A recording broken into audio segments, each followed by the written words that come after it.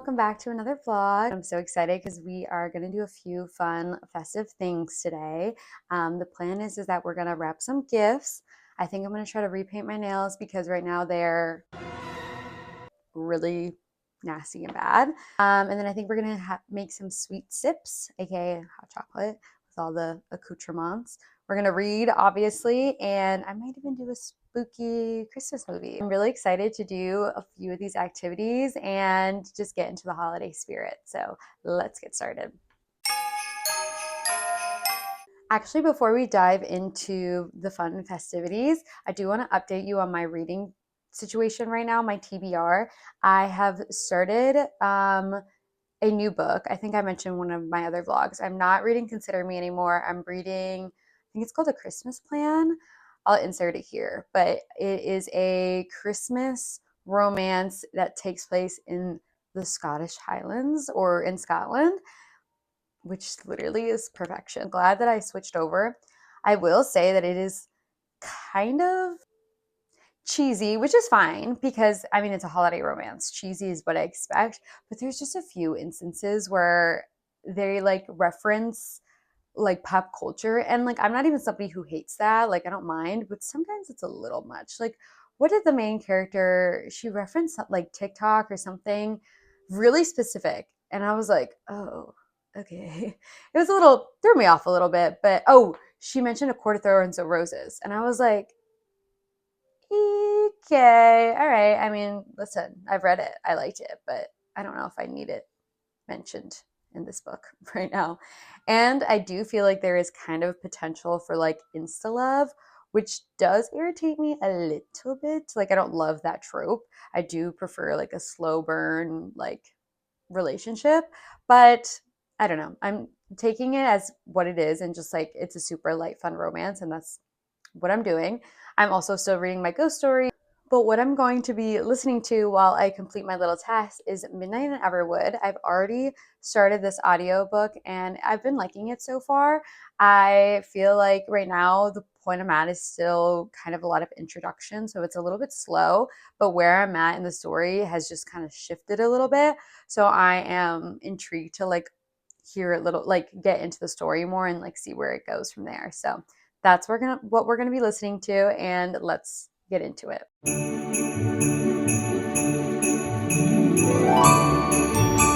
Welcome to the wrapping station. Okay, before we jump into things, I'm going to show you some of the wrapping paper I have.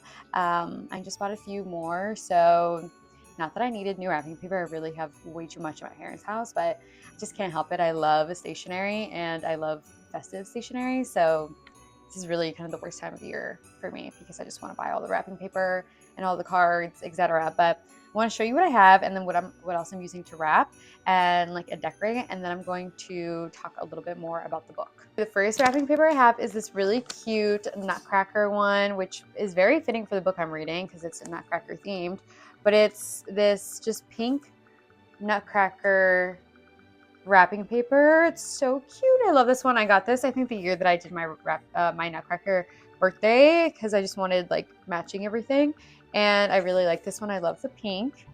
Okay, now let's get into something crazy here because I went to Target the other day to get wrapping paper kind of specifically for this because I knew I had this nutcracker one, but I wanted a new one. I wanted something cute and fresh, and I wanted like red and stripes or whatever. So I was like, okay, let me run to Target. Not my first choice, but it was right by my work. So I'm like, I'll just stop in. I'm sure they'll have something. I don't know who's designing the Target wrapping paper this year, but someone needs to speak to them because I was not impressed by any of the wrapping designs. I just didn't seem well done. I don't know. I just didn't love it. As you know, as I just said, I'm a kind of a stationery snob, so I was just not impressed.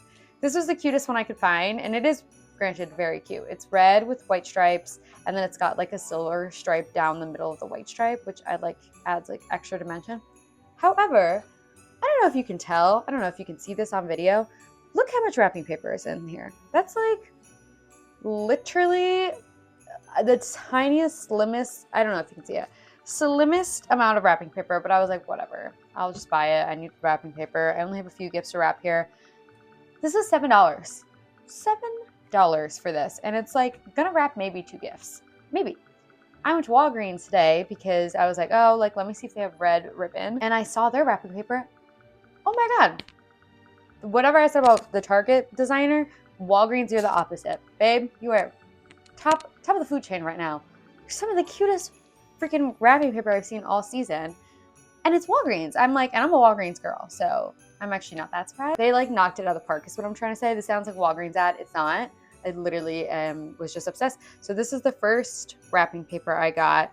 It's kind of like that toll style. I don't know how to say it. And I just am obsessed. It looks so cute and vintage and like adorable. And now this was, where can I find the price? I don't know. I saw it. Oh, this was $5. And look at the difference. Look at the difference between these two. And height difference. Are we joking? Target? Count your days. Seriously. Walgreens just had the cutest. They had so many that I really liked, but try to not limit it because, again, I don't even need wrapping paper, but I just love buying it. And then I just got this plain red one, which doesn't even show, you know, like how cute their designs were, but I thought like these would look cute and like this, like a very red and pink situation going on. Okay, and then I only have black ribbon. I have this black ribbon, which I think will look kind of cute and chic and very Kardashian, but not that festive. And then I have this, like literally just this green ribbon that I got from my boyfriend's uncles got married, and that was like part of some of the gift bags that they gave us. Then I have these stickers. I don't know if I'll use them, but they're really cute. I have like one of those wax seals. I don't know. I like to get crazy sometimes, and I feel like that would be fun. And then I have these, oops, just hit one of these. I have these stamps that I thought maybe I could put people's names on the gifts with these. I don't know. We'll see. I feel like I get ambitious in the beginning, and then halfway through, I'm like, I'm really tired of this. But I don't have that many gifts, so I think it could work. We'll see. And this is the last thing I want to show you from Walgreens. It's just a card, but look, like literally look how beautiful that design is. And this little thing, literally, okay, I'm not doing good. It moves. So it looks like Santa's freaking flying through the sky. It's so cute. It's just a normal card. Then it has this really pretty, I just love the illustration. I'm obsessed. And what I'm going to do, I think I'm going to put this, oh, that's how you do it. That's how you do it. It's like this on the side. Anyways, I think I'm going to put it in my journal and like put a blank page over this. And I think I'm going to do my little winter bucket list in this because I think it'll be really cute. I always like love little cards, but I don't always need them. Like I don't send that many cards. So I think this will be a nice alternative. I'm going to also just talk a little bit about the book I'm reading. So, yes, I'm listening to Midnight in Everwood. And basically it's about this girl. Her name is Mariette. Let me double check. Oh, Marietta. Yeah, so Marietta is our main character. And she is a ballet dancer. And is this ASMR or is this really annoying? I don't know. We'll find out when I edit. She is a ballet dancer, but her family expects her to get married soon and to give up ballet because they claim that it is like a bad look upon the family, like bad for their reputation that she's like almost 20 and doing ballet, which thank God I was not a woman in these times because, oh my God, that would have, like, she can't have a hobby. She can't have a hobby. I don't understand. So whatever. But yeah, so they are expecting her to marry and be like a woman of a house and, you know, whatever. And like that classic thing where they're like, she just like had a conversation with her mom about it. And she's like, marriage is not about love. She's like, I don't love your father. Why would I marry a man for love? She's like, it's for like your quality of life, basically. And I'm like, oh, okay. I mean, I get it, I guess, but damn, bleak. But yeah, and then she is like basically trying to find a way out of becoming just a wife and trying to continue doing ballet and kind of go against what her family expects of her, but not easy. It's not an easy feat. And then in comes this character I'm going to start with this gift. This is for my brother, so do not watch this. David, if you were watching it, turn away, because this is for you. But so basically this character comes, his name is Dr. Drosselmeyer, and he is like a character who is in the original Nutcracker story, and he is who I believe gives the Nutcracker to Clara in the original Nutcracker. So here I think that he's going to be this nice, like, older, like, gentleman guy, and he's not. We're going to read this book, maybe, like, don't listen to this part. It's not necessarily a spoiler. It's not, like, a huge plot point, but it is a plot point. So, if you don't want to hear that, like, don't listen to this part. And I'll try to put those timestamps when I'm talking about it. But he comes in, and I think he's going to be this, like, nice gentleman, like maybe like an older guy, because I think he's older in the original story, and he's not. He's like a young guy, and he sucks. He's so rude. He's like, at first I was like, oh, okay, like maybe this will be like her love interest, like they're gonna do a little twist and it's gonna be her love interest for the story. No, he's a creep. He's weird. I hate him. I thought he was gonna be nice and sweet, and like, because he's like building this set for her like last ballet like performance, and I'm like, aw, no. He's like trying to force her to be his wife and being really creepy and being like, you will be mine, like you're, and she was like, no, I actually will not. And he's like pissed at her and was like threatening her. Ew, disgusting. So that's where I'm at right now. And then she literally just got into like the magical realm. Like she like was dancing on the stage that Drosselmeyer built, and it like transported her into like the Nutcracker realm. So very intrigued to see where it goes from here. But I was like, ugh, so disappointed about that situation. But I think there is a slight romance in this, so we'll see. But anyways, I'm gonna get to wrapping, and I'll update you in a little bit.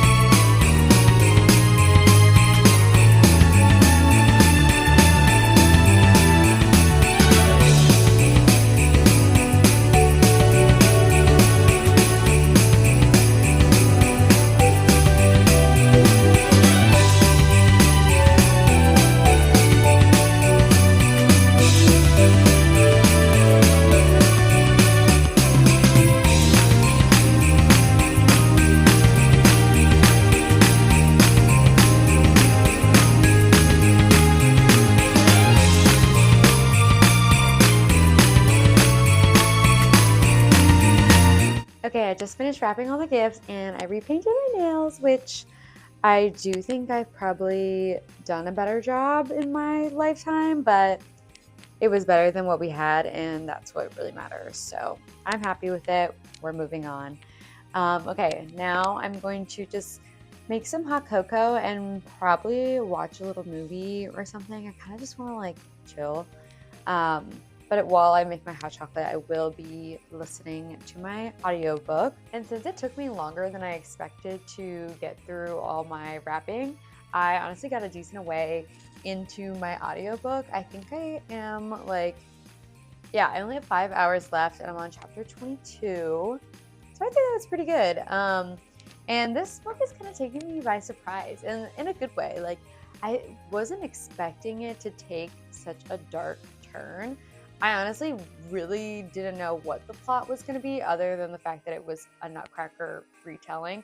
And I guess in a sense, the nutcracker is also kind of dark. Like, she literally is like swept away and then attacked by the Rat King, I think, from the one thing I've seen of it. So I guess in a way it is kind of dark, but I kind of was expecting it to almost be more like the Nutcracker in the sense that it was like, yeah, it was dark, but in a way that like little kids would be okay with seeing. But this is not exactly the same. It's a little bit more dark and a little bit more messed up, which is an interesting turn that I'm not mad at. I'm kind of interested in this like darker fairy tale. And then again, I might say a few things that could be spoilers. So if you don't want to hear that, skip and I'll put a little text here. But I'm just so intrigued on how Marietta is going to get out of this situation. So basically, she is now in the new like Nutcracker world. And literally I was like, oh my God, it's going to be so fun and so cute and like magical. And it is very magical, but it's evil. Like the king is evil. I'm like, oh my God, all these men, I should not be surprised. It's men, actually. So men are the root cause of the issues in this book is basically what I'm saying. But I'm like, oh my God, yay. Like there she's like describing it and the castle's made out of sugar and like snow and like ice and everything is like snowy and everything is like magical. And she like goes to this ball and it's like everyone has like these dresses that you can't even dream of. And then she's like, catches the eye of the king and he's like, what if you danced here for me for entertainment? Like you could stay here instead of going home and like you could dance for me.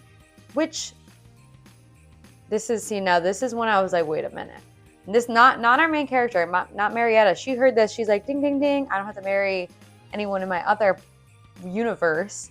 I got to dance every day, which is what she wanted to do. She's like, slay, sign me up. Let me sign the dotted line.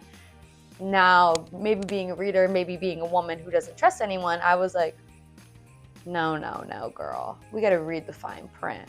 Because, of course, this man's evil. He's evil. And he's basically keeps her captive there and makes her dance even like when she's like literally tired and her feet are bleeding because she dances every single night. So quite treacherous. And she's met two other girls there who are also kind of being held, they are being held against their will. And she's kind of trying to break through to them and be like, we can escape. Like we gotta be girl power, band together, get the out of here. So we'll see how that goes. There's also, I think, a male love interest. I don't know what's gonna happen with this guy, but I think it's definitely being set up as like kind of not enemies to lovers because he was like kind of being rude to her in the beginning, but it was because he knew that she would be trapped there. And so he was like, girl, get out. You gotta go. And she was like, he's rude as hell. But it's like, he was trying to save you, actually. And he is the captain of like the knights or the guards or this army. I don't know, whatever it's called here. So yeah, now that we've gotten into like the exposition of it all, I am definitely more hooked and intrigued by everything. And I just still love that despite it being kind of messed up and crazy and like this guy's literally, this king is like abusing all his people, the world is still so magical, which is, I don't know how I feel about that, but it is, I guess it's a cool, like interesting juxtaposition to see, but I do love the magical descriptions. Sue me, whatever, that's what I signed up for. But yeah, so I'm going to listen to that, make my hot chocolate, put on a little movie, and then I'll update you guys after that.